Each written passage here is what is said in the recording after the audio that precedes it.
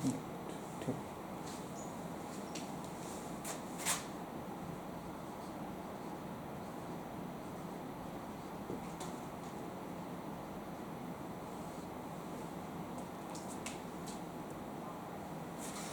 Good afternoon everyone. आज हम पढ़ने वाले इक्विलिब्रियम।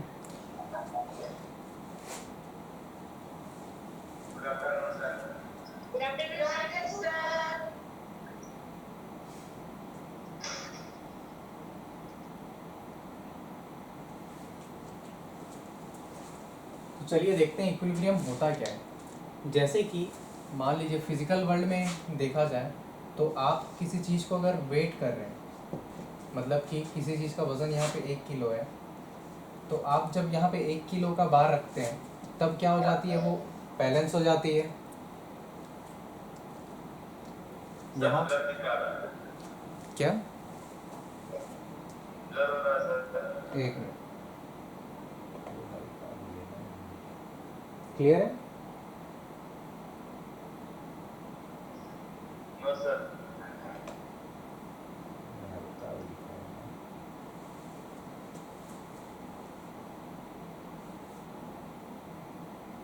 अभी आ रहा है क्लियर?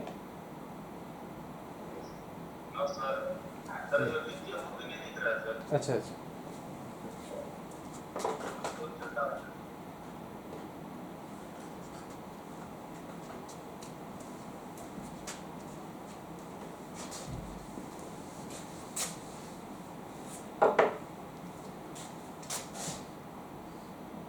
देखिए मान लीजिए हम किसी चीज़ का वेट लेते हैं 1 kg।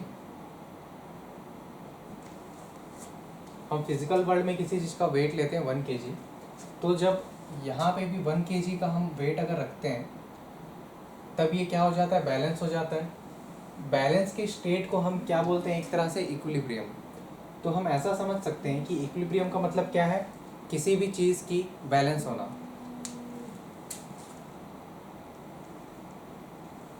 तो जैसा फिजिकल वर्ल्ड में होता है वैसे ही एटॉमिक लेवल में देखा जाए तो मान लीजिए हम यहाँ पे पानी रखे हैं, एक वेसल है जिसमें पानी रखा हुआ है। पानी को हमने क्या कर दिया, गर्म कर दिया। गर्म करने से इसमें वेपर्स बने होंगे, वाटर वेपर्स। तो जिस रेट से जब हम इस वेसल को क्लोज्ड कर दें, मतलब कि जब भी हम इक्विलिब्रियम पढ़ेंगे तो हमारा जो वेसल होगा वो कैसा होगा, पहला कंडीशन है इसकी कि वो क्लोज्ड वेसल होना चाहिए। तो क्लोज्ड वेसल के केस में यहाँ पे जैसे ये वाटर है और ये है हमारा वेपर। तो वाटर वेपर में कन्वर्ट होता है एंड देन वेपर फिर कन्वर्ट होता है वाटर में ठंडा होने के बाद। तो जब इसका जो रेट है, जिस रेट से वाटर वेपर में कन्वर्ट हो रहा है और जिस रेट से वेपर वापस से वाटर में कन्वर्ट हो रहा है, इस रेट, ये दोनों रेट अगर सेम हो जाए तब जो कंडीशन बनती है उसे कहा जाता है इक्विलिब्रियम। फॉर एग्जांपल मान लीजिए यहाँ पे जो वाटर है उसकी वेट है यहाँ पे 1000 ml और यहाँ पे जो वेपर है वो भी हमारे पास मिल रहा है 1000 ml। तो बाय वॉल्यूम अगर देखें तो किसी भी इंस्टेंट पे, चाहे मैं 10 सेकेंड ले लूँ या 11 सेकेंड लूँ या 12 लूँ या जितना भी जिस भी टाइम स्टैंड पे देखूँ, तो बॉयल होने के बाद क्या हो रहा है, वाटर हमेशा मुझे कितना मिल रहा है, 1000 ml। इसका ये मतलब नहीं है कि वो वेपर में कन्वर्ट नहीं हो रहा है। यहाँ पे प्रोसेस क्या हो रहा है कि वाटर जितना वेपर में कन्वर्ट हो रहा है सेम रेट से वेपर भी क्या हो रहा है, वाटर में कन्वर्ट हो जा रहा है। तो हम जब भी यहाँ पे पानी का वॉल्यूम देखेंगे हमको कितना मिलेगा, 1000 ml। एंड सेम वेपर का भी हमें कितना मिलेगा, 1000 ml। तो इस स्टेट को ही बोला जाता है इक्विलिब्रियम। तो आई थिंक कि क्लियर हो चुका होगा इक्विलिब्रियम किसे कहते हैं। तो देखिए सबसे पहला वर्ड यहाँ पे हमने देखा इक्विलिब्रियम। तो the change in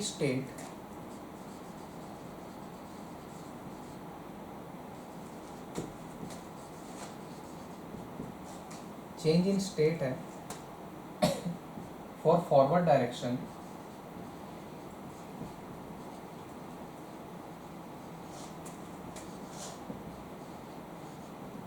is equals to change in state for reverse direction।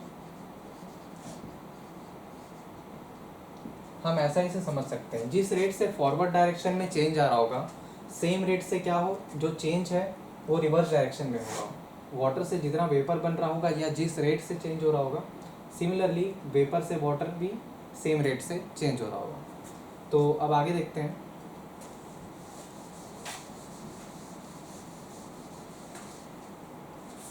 तो देखिए, फिजिकल वर्ल्ड में हमने क्या देखा था कि यहाँ पे जो हमने वेट रखा था वो फिक्स्ड था। मीन्स ऐसा कहा जा सकता है कि ये जो वेट है ये स्टैटिक है। बट अगर मान लीजिए मैं यहाँ से कुछ वेट कंटिन्यूसली निकाल रहा हूँ और यहाँ से भी कंटिन्यूसली निकाल रहा हूँ, तब उस स्टेट को क्या बोल दिया जाएगा, डायनामिक। तो सिमिलरली यहाँ पे भी हम देख सकते हैं कि जो वाटर था, वाटर किस में कन्वर्ट हो रहा है हमारा, वेपर में, एंड वेपर वापस से किस में कन्वर्ट हो रहा है, वाटर में। तो इस साइन का मतलब होता है वाटर का कन्वर्जन हो रहा है वेपर में, एंड रिवर्स डायरेक्शन में देखें तो वेपर वापस से वाटर में कन्वर्ट हो जा रहा है। तो यहाँ पे हम देख सकते हैं कि ये जो चेंज हो रहा है या फिर इक्विलिब्रियम ये अटेन किया है, उसे क्या बोला जाएगा, डायनामिक इक्विलिब्रियम।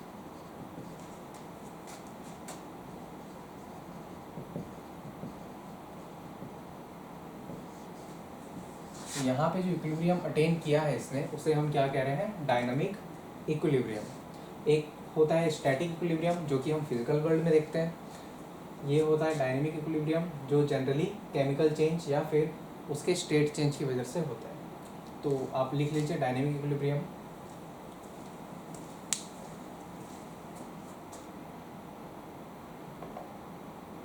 सर और मार्कर है क्या, मार्कर है क्या?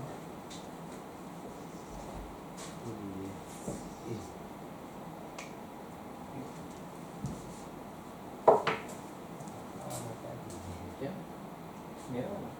अरे वो सर के बैग में ही डला हुआ है, उसमें और 2-3 एक्स्ट्रा डाल के रखा हूँ, निकालना नहीं है।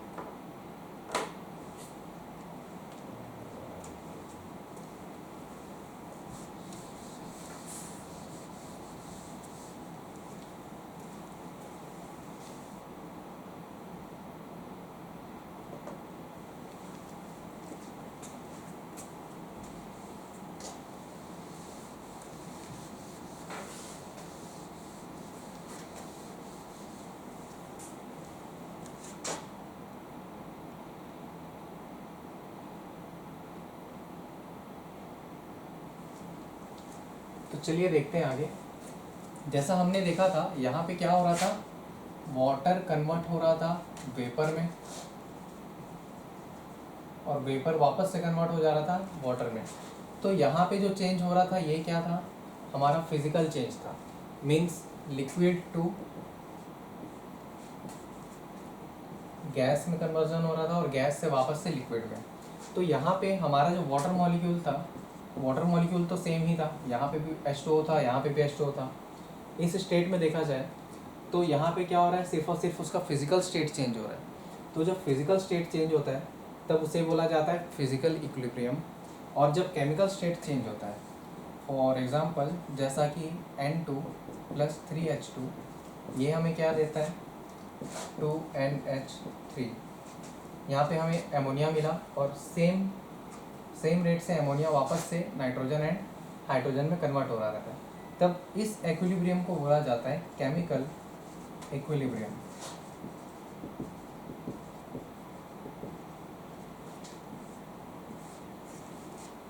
सो देख सकते हैं यहाँ पे नाइट्रोजन एंड हाइड्रोजन मिलके बना रहा था एमोनिया, एंड एमोनिया वापस से बना रहा है nitrogen and hydrogen. It means कि यहाँ पे जो रिएक्शन हो रहा है, केमिकल रिएक्शन हो रहा है, रिएक्टेंट से प्रोडक्ट में कन्वर्जन हो रहा है और प्रोडक्ट से रिएक्टेंट में। और ये जब साइमल्टेनियसली होता है, फॉर एग्जांपल यहाँ हमने 1 वॉल्यूम लिया है, यहाँ भी 1 वॉल्यूम लिया है, एंड यहाँ हमें मिल रहा है 2 वॉल्यूम। तो जब इसका रेट ऑफ चेंज सेम हो जाए तब जो इक्विलिब्रियम अटेन करेगी उसे हम बोलेंगे केमिकल इक्विलिब्रियम। यहाँ पे फिजिकल स्टेट चेंज हो रहा था तो फिजिकल इक्विलिब्रियम हो रहा था। देन यहाँ पे केमिकल नेम ही चेंज हो जा रहा है केमिकल रिएक्शन के हेल्प से, तो उसे हम बोल रहे हैं केमिकल इक्विलिब्रियम।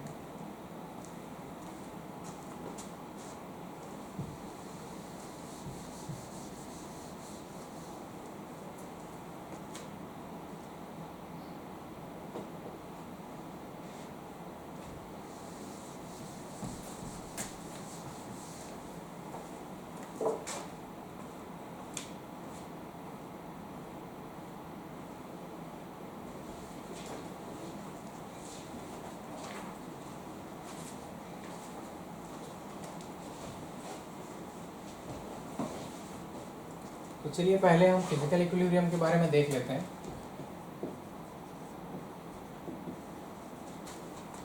फिजिकल इक्विलिब्रियम, तो बात जब फिजिकल इक्विलिब्रियम की कर रहे हैं तो हम यहाँ पे उसकी बात कर रहे हैं कि स्टेट की, कि वो कौन से स्टेट में है एंड कौन से स्टेट में कन्वर्ट हो रहा है। तो फर्स्ट ऑफ ऑल पहला जो हो सकता है वो है सॉलिड टू लिक्विड, या फिर लिक्विड फिर से क्या बन सकता है, सॉलिड। सेकंड में लिक्विड टू गैस और गैस टू लिक्विड। थर्ड में है हमारा solid to directly gas and gas to directly solid. तो सॉलिड से जब लिक्विड होता है इसे बोला जाता है लिक्विफिकेशन, इसे कहा जाता है लिक्विफिकेशन। जब लिक्विड से गैस बनता है इसे बोला जाता है वेपराइजेशन, एंड सॉलिड से जब गैस बनता है इसे बोला जाता है सब्लिमेशन।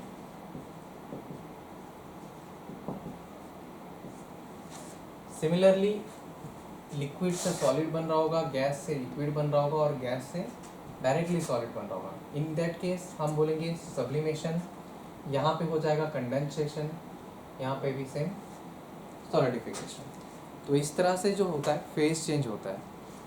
हम यहाँ पे देख सकते हैं सॉलिड से लिक्विड का एक एग्जांपल है आइस। जब मान लीजिए हमने यहाँ पे एक आइस क्यूब रखा हुआ है, ये एक आइस क्यूब है, ये धीरे धीरे क्या होता जाएगा, मेल्ट होता जाएगा। बट हम यहाँ का टेम्परेचर मान लीजिए इसे एक कंटेनर में रख दिए और यहाँ का टेम्परेचर हमने 0 डिग्री सेल्सियस मेंटेन करके रखा है।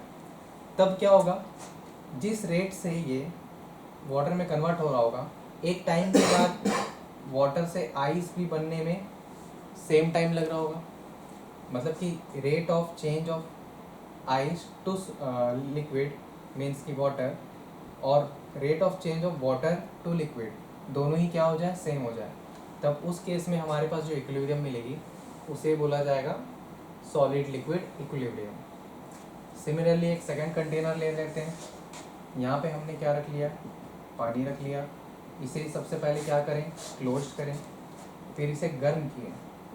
गर्म करने पर पानी वेपर में कन्वर्ट हो जाएगा और वेपर वापस से पानी में कन्वर्ट होगा। मतलब वेपराइजेशन भी हो रहा है एंड साथ ही साथ यहाँ पे कंडेंसेशन भी हो रहा है।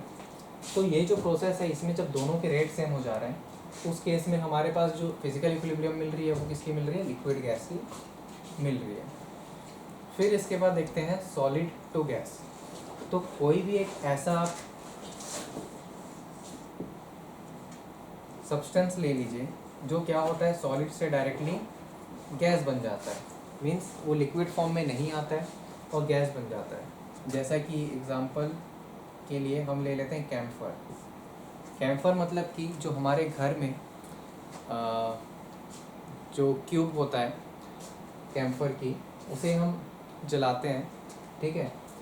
तो उसे अगर आप डायरेक्टली हवा में ऐसे रखोगे तो वो क्या होता है, बहुत ही वॉलेटाइल नेचर का होता है, तो वो उड़ जाता है। बट एक कांस्टेंट टेम्परेचर में रखा जाए, कम टेम्परेचर में, तो वहाँ पे जिस रेट से वह वॉलेटिलिटी मीन्स कि जिस रेट से वो वेपराइज हो रहा होगा, सेम रेट से वो सॉलिड भी बन रहा होगा।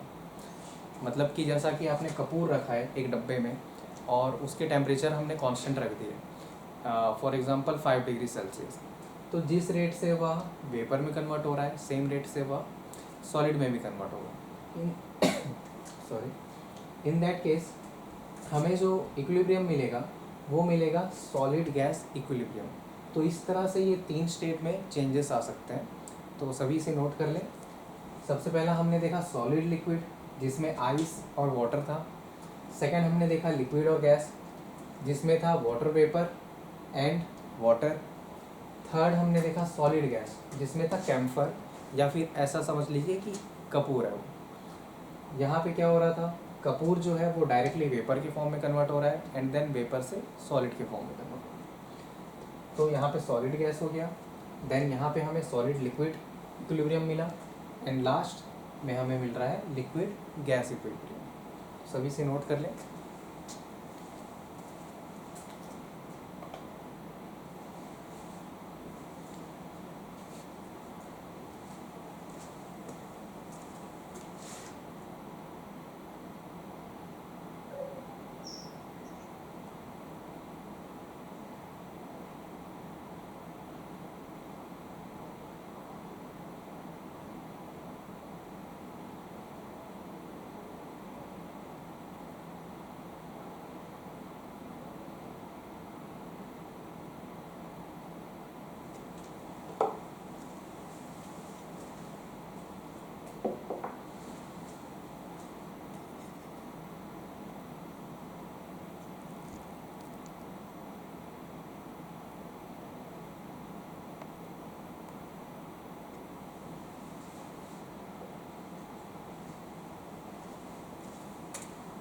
चलिए आगे देखते हैं। ये था हमारा फिजिकल इक्विलिब्रियम। हाँ, क्या हुआ? आपकी वॉइस क्लियर नहीं आ रही है।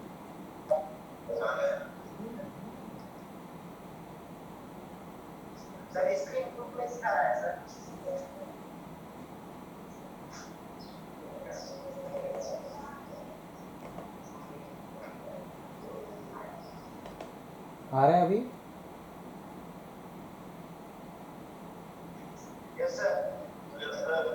ठीक।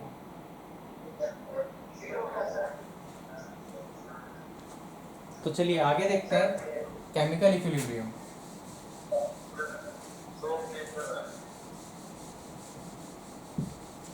तो अभी हमने देखा फिजिकल इक्विलिब्रियम, जहाँ पे फिजिकल स्टेट चेंज हो जाती है किसी भी सब्सटेंस की, वहाँ पे फिजिकल इक्विलिब्रियम आता है। तो इसके बाद हम देखते हैं अभी केमिकल इक्विलिब्रियम।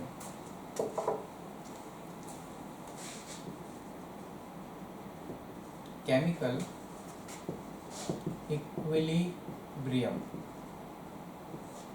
तो केमिकल इक्विलिब्रियम में हम ऐसा देख सकते हैं कि मान लीजिए हमारे पास एक रिएक्टेंट है ए, दूसरा रिएक्टेंट है बी, ये मिल के बन रहा है सी एंड बाय प्रोडक्ट में डी।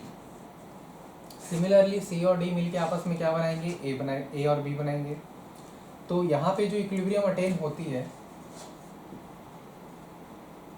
वो होती है डायनामिक इक्विलिब्रियम।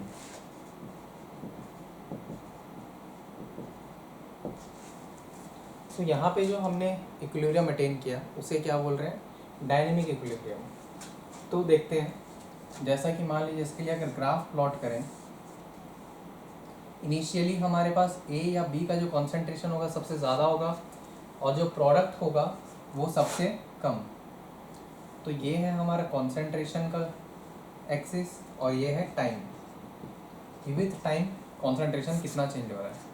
तो देखिए रिएक्टेंट स्टार्टिंग में मान लीजिए हमारे पास है ए प्लस बी, ये मैक्सिमम पे होगा, धीरे धीरे वो क्या होता जाएगा? कम होता जाएगा और आगे बढ़ेगा। मीन्स कि जब हम स्टार्टिंग में रिएक्टेंट्स को मिलाए हैं तब क्या हुआ होगा? हमारे पास इसकी कॉन्सेंट्रेशन सबसे ज़्यादा रही होगी, फिर जब वो प्रोडक्ट में कन्वर्ट हुआ होगा तब उसकी कॉन्सेंट्रेशन धीरे धीरे कम हुई होगी, एंड एक टाइम के बाद हमें क्या मिलेगा कि इसका जो कॉन्सेंट्रेशन है अप्रॉक्सीमेटली 90% जब कंप्लीट हो जाएगा तो जो 10% अमाउंट इसका बच रहा है वो हमें कांस्टेंट मिलेगा। क्यों मिलेगा? क्योंकि जिस रेट से रिएक्टेंट प्रोडक्ट में कन्वर्ट हो रहा है, प्रोडक्ट भी रिएक्टेंट में कन्वर्ट होता जाएगा। तो स्टार्टिंग में देखिए सी प्लस डी हमारे पास 0 रहेगा, धीरे धीरे वह बढ़ेगा एंड आफ्टर अ टाइम वह हो जाएगा कांस्टेंट। तो ये रहा हमारा ए प्लस बी का और ये रहा सी प्लस डी का कॉन्सेंट्रेशन। तो आप देख सकते हैं एक टाइम पीरियड के बाद हमारा जो कॉन्सेंट्रेशन है वो हमें मिल रहा है कांस्टेंट। इसका मतलब यह नहीं होता कि ये रिएक्शन करना बंद कर चुके हैं, बट ये होता है कि ये रिएक्शन जिस रेट से आगे की डायरेक्शन में कर रहे हैं सेम रेट से पीछे की डायरेक्शन में भी रिएक्शन हो रहा है। तो इस तरह से किसी भी एक केमिकल रिएक्शन का हम ग्राफ प्लॉट कर सकते हैं at in the condition for equilibrium. तो ये सभी लोग ड्रॉ कर लें।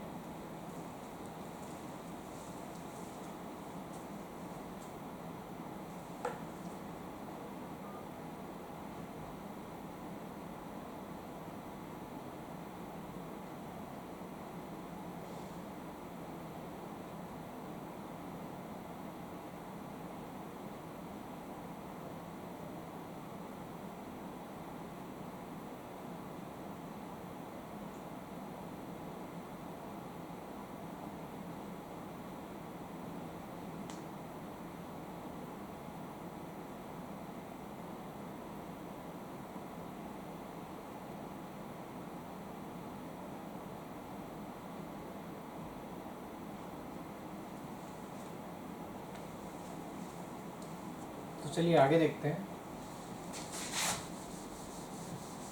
हम एक एग्जांपल ले लेते हैं हाइड्रोजन एंड आयोडीन का। जैसा कि हम लेते हैं यहाँ पे H2 जो कि गैसेस फॉर्म में होता है प्लस I2, ये भी हमारे पास होता है गैसेस फॉर्म में। ये दोनों मिलके क्या बनाते हैं? HI। हाइड्रोजन आयोडाइड, जो कि यहाँ पे 2 मोल्स है। अगर इसे बैलेंस करेंगे तो 2 हाइड्रोजन एंड 2 आयोडीन है, तो ओवरऑल हमें 2 HI मिलने वाले हैं। इसकी भी गैसेस फॉर्म होगी। अब देखिए, जिस रेट से H एंड I HI बन रहे हैं, सेम रेट से HI भी यहाँ पे H2 और I2 बन रहा होगा। अगर इसका हम ग्राफ प्लॉट करेंगे तो हमें कुछ ऐसा मिलेगा। सबसे पहले हम यहाँ पे लिख लेते हैं H2 का कॉन्सेंट्रेशन। H2 का जो कॉन्सेंट्रेशन है वो स्लोली कम होता रहेगा एंड आफ्टर ए टाइम वो कांस्टेंट हो जाएगा। सेम अगर I2 का ले लिया जाए तो I2 का भी कॉन्सेंट्रेशन धीरे धीरे कम होगा और आफ्टर ए टाइम इंटरवल वो कांस्टेंट हो जाएगा। एंड एट लास्ट देखिए, जब हमारे पास फॉर एग्जांपल यहाँ पे 1 मोल लिया गया है, तो प्रोडक्ट इनिशियली हमें मिलेगा 0, बट आफ्टर ए टाइम ये जैसे मान लीजिए x में कन्वर्ट हो चुका है, ये भी x में कन्वर्ट हो चुका है, तो हमें यहाँ पे मिल जाएगा 1 माइनस एक्स का 2 टाइम्स। तो इनिशियली यहाँ पे हमारे पास कितना था, 0 था, and after a time 2 into 1 minus x, मतलब कि यह ग्राफ कुछ ऐसा बनेगा। तो देखिए यहाँ पे ये H2 का दिया हुआ है कॉन्सेंट्रेशन, यहाँ पे I2 का कॉन्सेंट्रेशन, एंड एट लास्ट यहाँ पे जो कॉन्सेंट्रेशन है वो है HI। तो इस ग्राफ से हमें पता चल रहा है कि मान लीजिए ये एक टाइम इंटरवल है T, ये है 0। इनिशियली सारे कॉन्सेंट्रेशन हमें जितने जितने रखे थे उतने ही मिलेंगे, फिर आफ्टर टाइम T उनकी जो कॉन्सेंट्रेशन है वो क्या हो जा रही है, कांस्टेंट हो जा रही है। मतलब कि यहाँ पे जो रेट ऑफ कन्वर्जन है फॉरवर्ड डायरेक्शन में, रिवर्स डायरेक्शन में भी वो सेम हो जाएगा। तो इसकी ग्राफ आप प्लॉट कर लीजिए।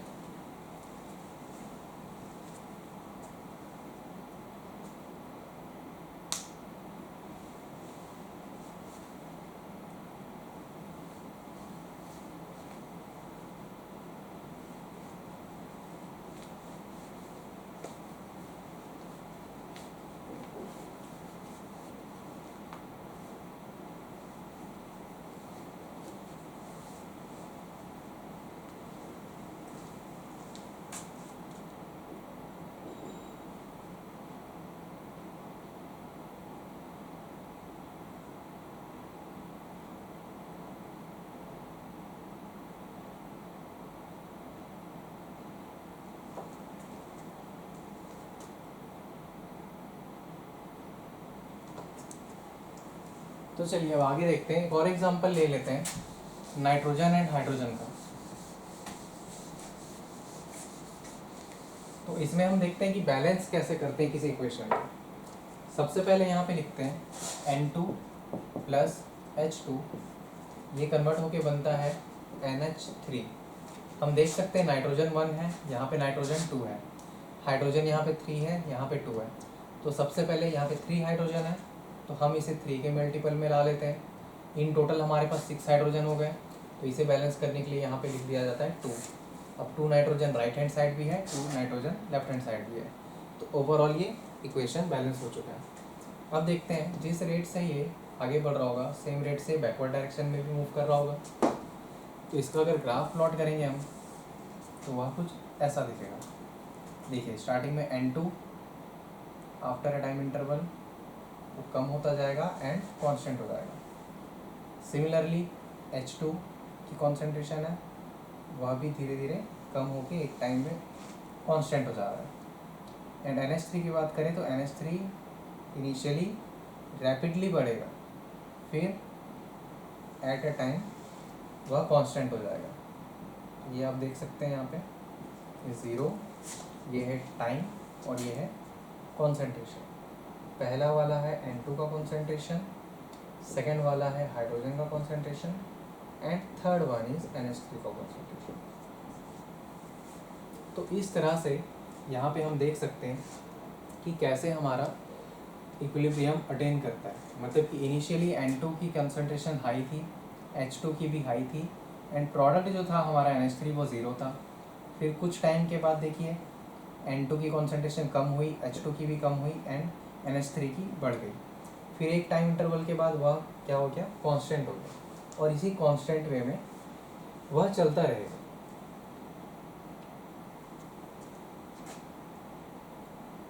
तो इस तरह से हमने देखा कि कोई केमिकल इक्विलिब्रियम अटेन करता है तो उसकी ग्राफ कैसे बनती है, बैलेंस कैसे करते हैं, ये देखा गया। बट एक और कंडीशन है यहाँ पे। कंडीशन ये है कि सारे प्रोसेस जो हो रहे हैं वो सभी के सभी कांस्टेंट टेम्परेचर में होंगे, कांस्टेंट टेम्परेचर। कांस्टेंट टेम्परेचर में इसलिए क्योंकि अगर मान लीजिए हम वहाँ पे टेम्परेचर बढ़ा देते हैं या कम कर देते हैं तो उसके हिसाब से जो मॉलिक्यूल की ओवरऑल वॉल्यूम है वो भी बढ़ जाएगी या कम हो जाएगी। एंड टेम्परेचर पे ही डिपेंडेंट होता है रेट ऑफ रिएक्शन।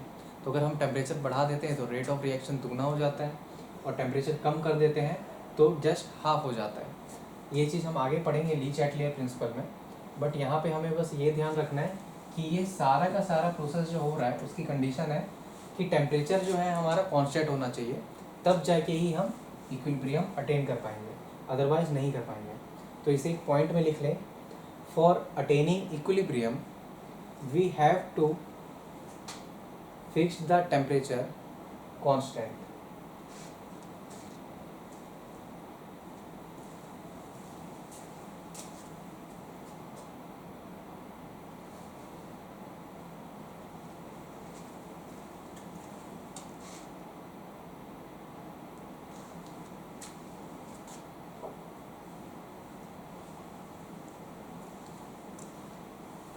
चलिए आगे देखते हैं। यहाँ हमने देखा था कि ग्राफ कैसे प्लॉट किया जाता है, एंड साथ ही साथ ये जाना था कि जब भी इक्विलिब्रियम अटेन होगा वहाँ पे कंडीशन क्या होनी चाहिए, हमारा जो टेम्परेचर है वो कांस्टेंट रहे।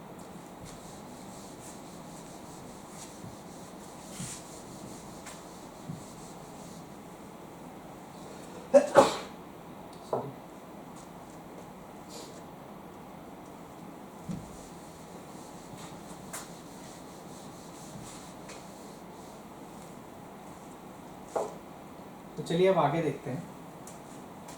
आगे है इक्विलिब्रियम कांस्टेंट। Equilibrium constant. तो इक्विलिब्रियम कांस्टेंट होता क्या है ये देखते हैं। सबसे पहले हमारे पास एक रिएक्शन है A plus D, it will form C plus D, and similarly C plus D से बन रहा है A प्लस बी। तो यहाँ पे देख सकते हैं हम कि इसका जो रेट ऑफ चेंज होगा वह एक कांस्टेंट होगा।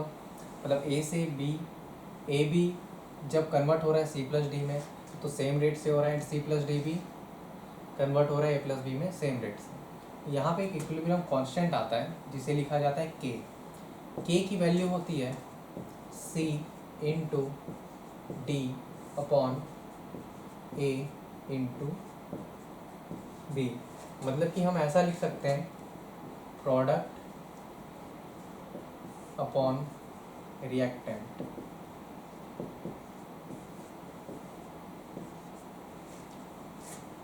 Product of the species in product upon product of the species in reactants. इस तरह से हम इसे लिख सकते हैं। तो सभी लोग पहले इसे लिख लीजिए, देन आगे देखेंगे।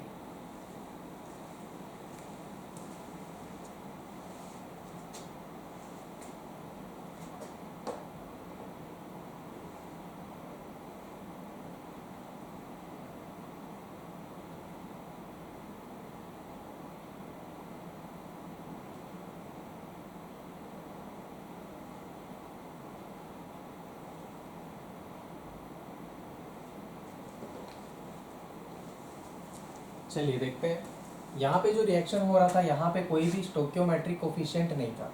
स्टोक्योमेट्रिक कोफिशिएंट बोलने का मतलब है जैसे कि ये रिएक्शन है A B C plus D, तो यहाँ पे हमारे रिएक्टेंट के आगे जितने मोल्स लिखे होते हैं उसे बोला जाता है stoichiometric coefficient, STOI, stoichiometric coefficient. तो ए के आगे ए मोल्स हैं, बी के आगे स्मॉल बी है, सी के आगे स्मॉल सी, एंड डी के आगे स्मॉल डी। इस तरह से ये लिखे जाते हैं। तो एट दिस कंडीशन हमारा जो के का वैल्यू हो जाएगा वो हो जाएगा a to the power a, b to the power b, C to the power C and D to the power D। इस तरह से यह सीक्वेंस चलता रहता है। जैसे कि यहाँ पे मान लीजिए D के साथ E आ जाता है तो E की पावर E आ जाएगा। और यहाँ पे मैंने एक छोटी सी गलती की है,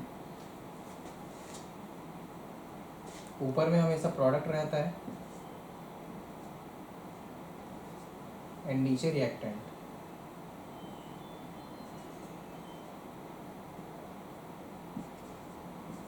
और पावर में जो स्टोकियोमेट्रिक कोफिशिएंट होता है वो आगे आ जाता है।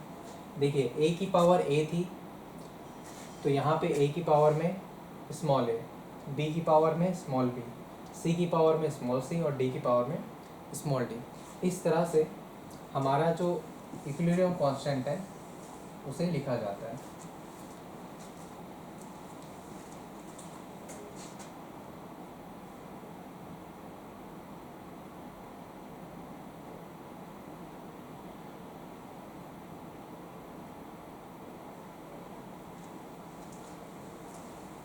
तो चलिए इसको एक एग्जांपल से हम लोग देख लेते हैं कि कैसे लिखा जाए।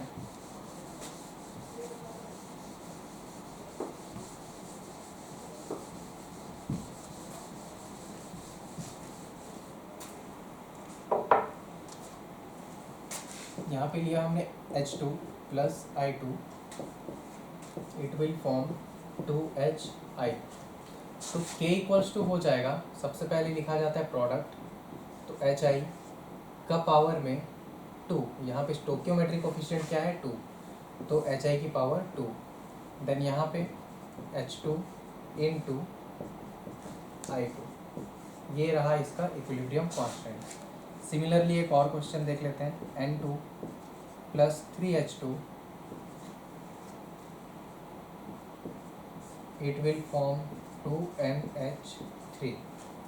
यहाँ पे देखते हैं Kc इक्वल्स टू NH3 आता है, NH3 की पावर में यहाँ पे स्टोकियोमेट्रिक कोफिशिएंट दिया हुआ है 2, तो हम लिखें पावर में 2।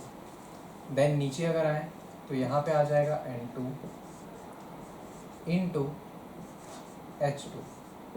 अब सिमिलरली H2 की जो स्टोकियोमेट्रिक कोफिशिएंट है वो दी हुई है 3, तो यहाँ पे हम देखते हैं H2 की पावर आ जाएगी 3।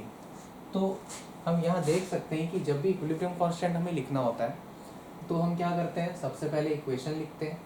इक्वेशन की जो Kc की वैल्यू है इक्विलिब्रियम कांस्टेंट, उसमें हम लिखते हैं product divided by reactant. Product के पावर में उसकी स्टोकियोमेट्रिक कोफिशिएंट, सिमिलरली जो रिएक्टेंट है उसके पावर में उसकी स्टोकियोमेट्रिक कोफिशिएंट। यहाँ पे कुछ नहीं है, मतलब कि हम इसे 1 एज्यूम कर सकते हैं। NH3 में यहाँ देखिए पावर 2 था, मीन स्टोकियोमेट्रिक कोफिशिएंट 2 थी, तो पावर में हमने 2 रख दिया। एंड आगे N2 के पावर में कुछ नहीं था तो कुछ नहीं है। H2 के जो स्टोकियोमेट्रिक कोफिशिएंट है वो है 3, तो यहाँ पे हमने लिख दिया 3। इस तरह से ये हम लिख सकते हैं कि इक्विलिब्रियम कांस्टेंट क्या होगी।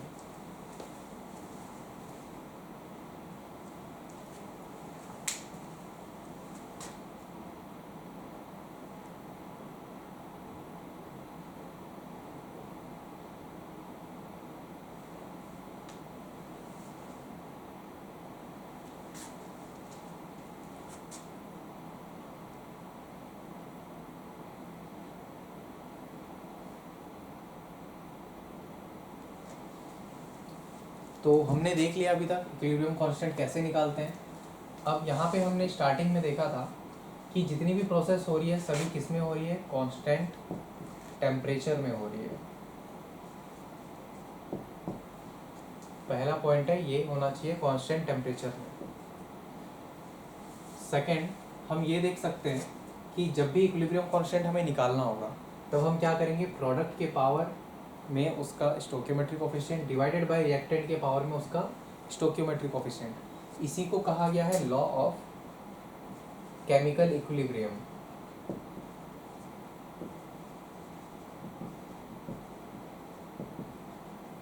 या फिर इसे बोला जा सकता है इक्विलिब्रियम लॉ।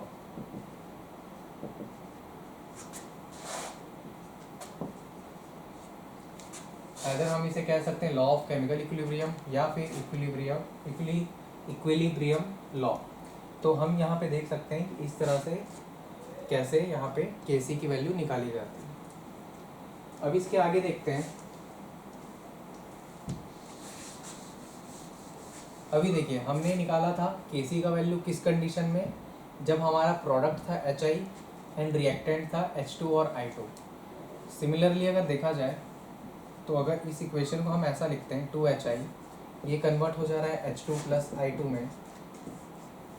इस कंडीशन में इसके लिए अगर के सी लिखा जाए तो इसे हम के डैश सी लिख लेते हैं। हमें क्या मिलेगा, प्रोडक्ट है यहाँ पे H2 into I2 upon HI reactant है, इसके पावर में क्या आ जाएगा 2। हमें यहाँ पे क्लियरली दिख रहा है कि ये जो है के सी का रेसिप्रोकल है, मतलब कि इसे हम लिख सकते हैं 1 अपॉन के सी। तो यहाँ पे हमें क्या दिखाई दे रहा है, ये पता चल रहा है हमें कि जो के सी है, के सी की वैल्यू के डैश सी पे कैसे डिपेंडेंट है, वो उसकी रेसिप्रोकल है। तो जब भी कोई रिएक्शन बैकवर्ड डायरेक्शन में हम लिखते हैं, मतलब कि यहाँ पे जो रिएक्शन था H2 प्लस I2 कन्वर्ट हो रहा था 2HI में, ये जो रिएक्शन है H2 प्लस I2 2HI में कन्वर्ट हो रहा है। ये रिएक्शन जस्ट उसका अपोजिट है, 2HI is converting into H2 plus I2। In that case हमें जो KC मिला वो पहले वाले का रेसिप्रोकल मिला। तो इससे हम ये कंक्लूजन निकाल सकते हैं कि अगर किसी इक्वेशन को हम रिवर्स डायरेक्शन में करते हैं तो वहाँ पे जो नई KC की वैल्यू होगी वो पहले वाली की रेसिप्रोकल हो जाएगी। तो यहाँ पे ये कंक्लूजन निकलता है, और ये जो रिज़ल्ट मिला है ये आगे हमारे न्यूमेरिकल्स में बहुत सारे हेल्प करने वाला है। तो इसे अब अच्छे से पढ़ लें।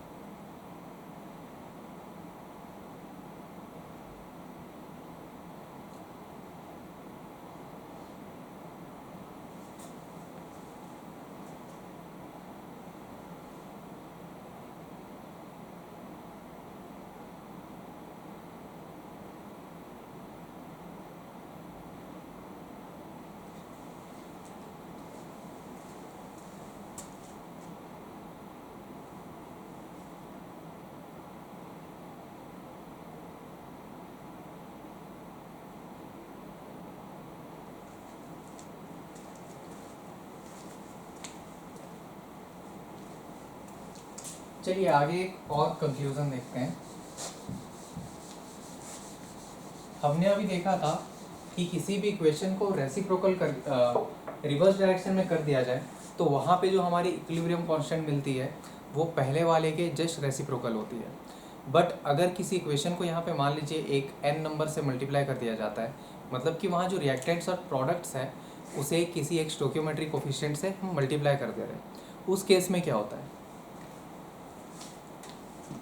देखिए ये है a plus b, it is converting into c। पहले यहाँ पे स्टोकियोमेट्रिक कोफिशिएंट था a, यहाँ पे थी b एंड यहाँ पे c।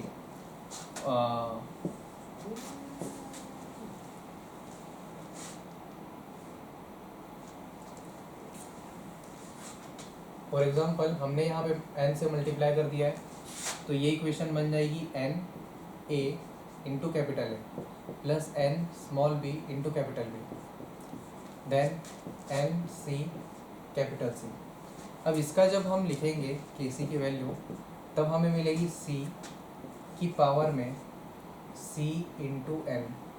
सिमिलरली नीचे अगर लिखें रिएक्टेंट के बारे में तो a की power n a and b की पावर n b। ओवरऑल हमें क्या दिख रहा है कि ये पूरा का पूरा इक्वेशन n से जो n है वो उसके पावर में मल्टीप्लाई है। तो यहाँ पे हम लिख लेते हैं KC equals to C upon A B, C की पावर C, A की पावर A, B की power B, overall to the power n। मतलब कि पुराना वाला जो हमारा केसी था उसमें पावर n चढ़ चुका है। तो यहाँ पे हम लिख रहे हैं, इसे लिखा जाता है K2C। तो K2C जो है वो क्या हो जाएगा, KC का पावर n। तो यहाँ से हमें कंक्लूजन मिल गया कि जो जब हम किसी इक्वेशन को n से मल्टीप्लाई करते हैं तब क्या होता है, वहाँ पे जो हमें नया KC मिलता है, यहाँ हम डिनोट कर रहे हैं K2C से, तो जो KC मिलेगा वो इक्विलिब्रियम कांस्टेंट की पावर n हो जाएगा। तो यहाँ से ये कंक्लूजन निकल रहा है कि K की पावर हो जाएगी n। तो ओवरऑल हमने 3 रिजल्ट देखा। सेम वहाँ पे अगर मान लो डिवाइड कर दिया जाता है तो पावर में भी 1/n हो जाएगा। इसी तरीके से अलग अलग लॉस लगते हैं जिसे कम्यूटेटिव लॉस कहा जाता है मैथ्स में। फिर आगे हम देखेंगे, पहले आप ये लिख लीजिए।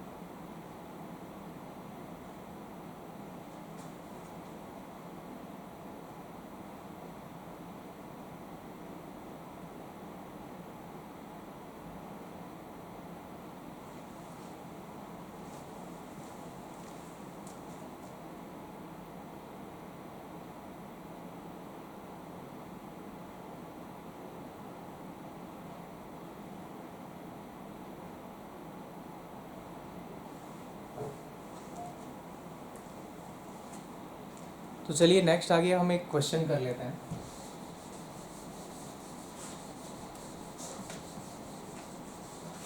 ये सारे फॉर्मूलेज आप याद रखेंगे।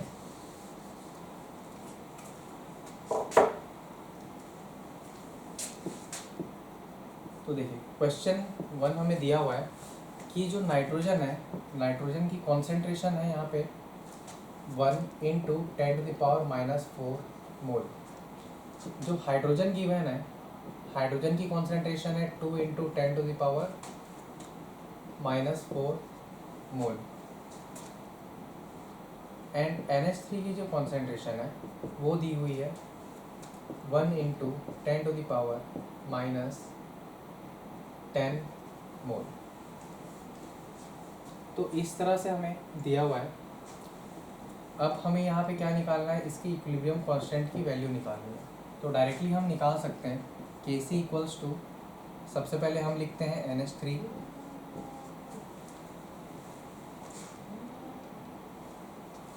NH3 की पावर यहाँ पे हो जाएगी, इक्वेशन में हमने देखा था N2 + 3H2 it will gives 2NH3।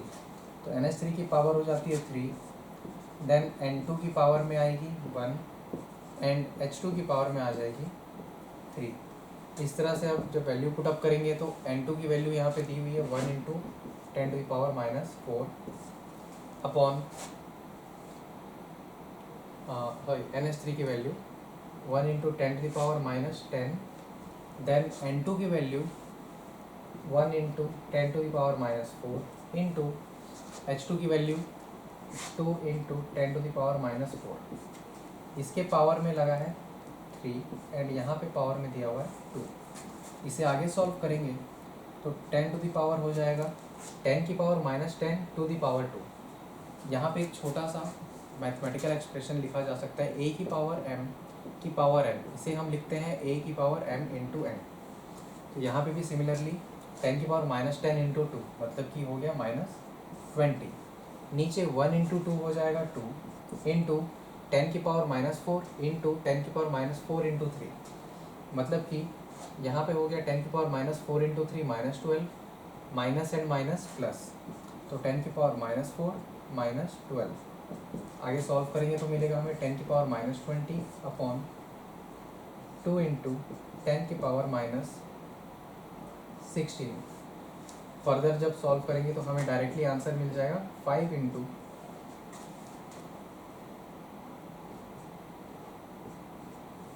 10 की पावर यहाँ पे देखिए -20 था, यहाँ पे -16 था, ऊपर जाने पर +16 हो जाएगा।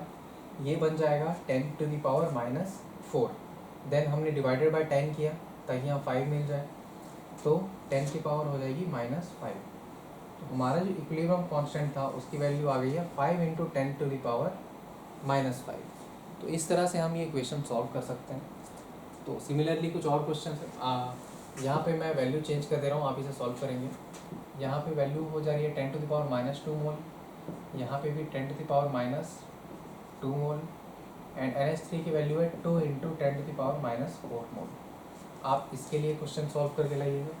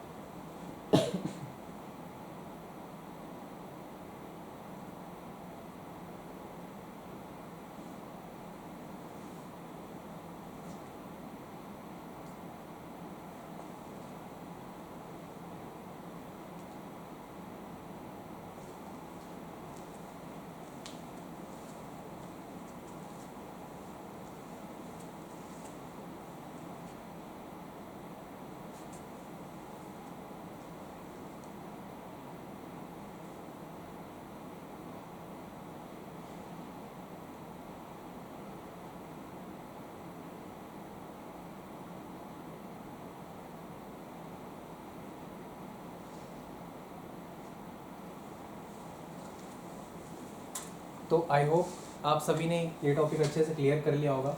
कल सेम इस क्वेश्चन पे आप सॉल्व करेंगे, एंड उसके बाद हम देखेंगे कि जो इक्विलिब्रियम कांस्टेंट है वो कैसे अलग अलग तरीके से दूसरे पे डिपेंड करती है।